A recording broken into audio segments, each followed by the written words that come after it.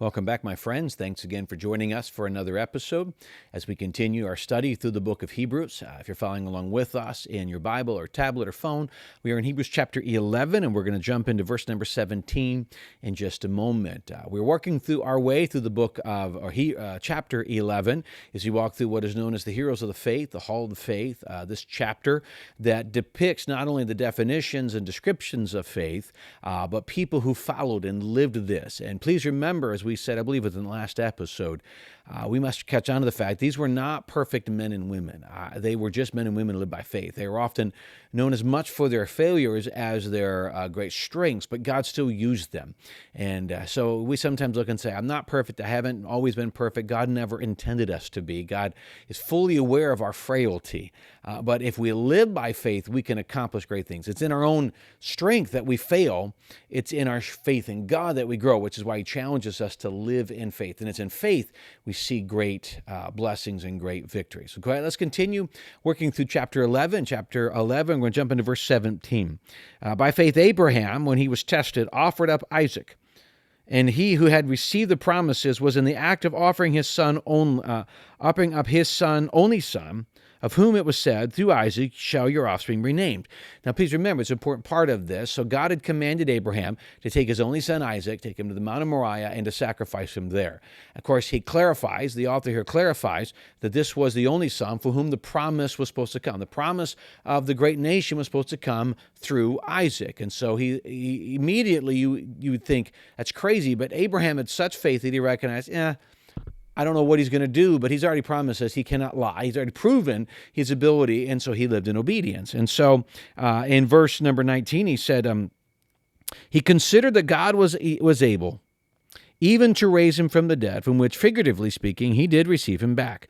By faith, okay, now what we see is amazing. So he takes Isaac, remember he go to the mountain. I think the intriguing part is that faith, that the whole time, Abraham was fully aware of the promise of God, and because of trusting the promise of God, he says, I don't know how this is going to end. He's told me to sacrifice my son. If I have to do it, I'll do it, but it's okay. He'll bring him back because this is the promised son. So God's got a plan. I don't know what the plan is, and that's not for me to worry about. I love that part of the faith of Abraham is he had a thought. By faith, he knew God, even if necessary, to bring Isaac back, but he wasn't worried about that. He wasn't trying to figure out what God was asking to do. He just lived in obedience, and I promise you in your journey of faith, there's going to be times in your life where God is going to lay on your heart something you're uncomfortable to do, maybe a bit nervous to do. That is literally the definition of faith. In that book I referenced earlier, the book's entitled Experiencing God. It's an older book, been still to this day a great study, been used for decades. But in the chapter on faith, he makes several challenges. And one of the comments he makes at the end of life, he goes, one of the reasons, or into that chapter, one of the reasons many of us are fearful to be by living faith is we are uncomfortable. And we feel like, following God should always be peaceful or comforting, right? He goes, no, if you're going to live by faith, sometimes you're going to be uncomfortable because it's outside your control and you're expecting God to take care of those details. You want to make sure you made the right decision. You're following God, not your own ambition. And then in that case, you wait for God to do what only God can do. And that can be nerve-wracking. It would have been crazy to consider what he's asking to do, but he trusted God to take care of the things he didn't know. What a great illustration, an application, an example of faith that we all need. We continue verse 20. By faith, Isaac invoked future blessing on Jacob and Esau. By faith, Jacob, when dying, blessed each of the sons of Joseph, bowing in worship over the head of his staff. By faith, Joseph, at the end of his life, made mention of the exodus of the Israelites and gave directions concerning his bones. You just see men that were thinking about legacy. They blessed the next nation, and you see Abraham's legacy continuing through these other men. Again, men that were not perfect. You see their mistakes. Interestingly enough, Joseph is the only one, at least through the story, primary story, you don't hear recorded of a mistake. That doesn't mean he was perfect. You don't see recorded, but you see his faith to the end. He was more concerned about going back. His home was still not this mansion that he was living, his palace he was living in.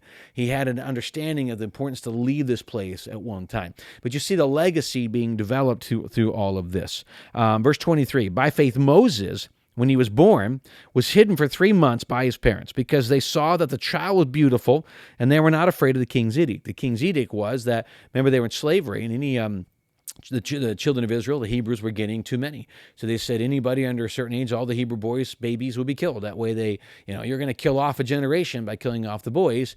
And so she goes, I'm not doing that. And Moses was placed into the water in complete disobedience to the law, which we don't do that today, but it's always been that reminder to obey God is better than man, which is a fact. But they stepped out in faith doing this, and Moses was able to live as because of it.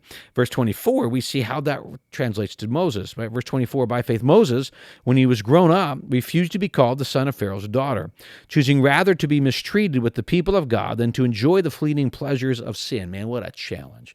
So he's reared by the Potiphar's daughter, by Pharaoh's daughter. That means he is Pharaoh's, one of Pharaoh's offsprings. He could rule. Pharaoh's grandson, he could rule. When you think about this, and yet he chose, instead of all of the pleasures that would have come with Egypt, he chose to live in the mistreatment of Israel, ultimately leaving all of this. He had to make a choice. So many times we allow the pleasure of sin, the fleeting pleasure of sin, to be what drives us. We're not willing to sacrifice a momentary pleasure, and there is some to it, to think about long-term. One of the greatest ways, this is a kind of a side note, but I learned years ago, and it's been helpful for me, one of the greatest ways to offset certain sins that could be very tempting is to look beyond that pleasure, that little action, and look to what's the consequence. And of course, Satan's going to convince you there are none, it's just you. I promise you there's unexpected. What could possibly come from this? What a great challenge. And he was willing to do that. Look beyond this to something greater. And by faith, and you see that legacy was continue to grow in him. Then he says, verse 26, he considered the reproach of Christ greater wealth than the treasures of Egypt, for he was looking to the reward.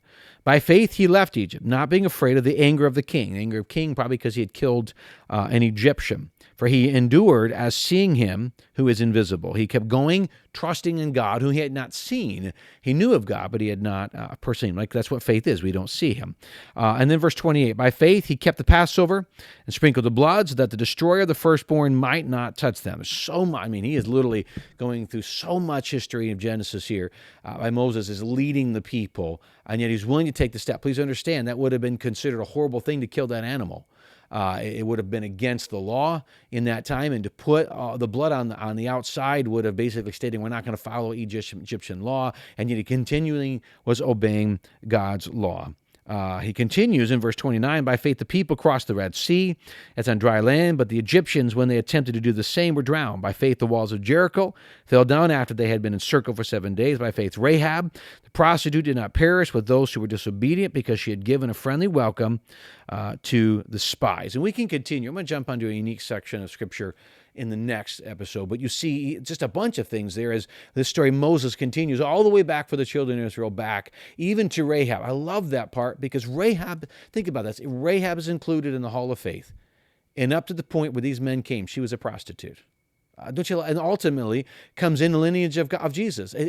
You see the amazing grace and mercy all the way through the Old Testament, all the way through this, and how God, again, uses people willing to be used. And even with our good or broken backgrounds, it's amazing if we're willing to step up by faith, and that one step of faith and obedience. And that's how God blesses. That's how God strengthens us. That's how God is glorified through what we do. That's how God brings blessing into our life. It's by faith. And just in these couple of episodes, if you haven't learned the importance of faith, you're missing what he's trying to put out there. By faith, obedience, the right perspective, trust, all of these things are core factors in living a life of obedience in faith. And I hope that's something that is compelling you. We're going to look a little bit next time at God's view of these people. There's a certain phrase coming up, and it's powerful to me. So I hope you join us next time as we look at that and continue to finish up chapter 11. Well, thanks again for joining us today. Give me the privilege part of your day. I appreciate it. Hope it's a help. And until next time, God bless.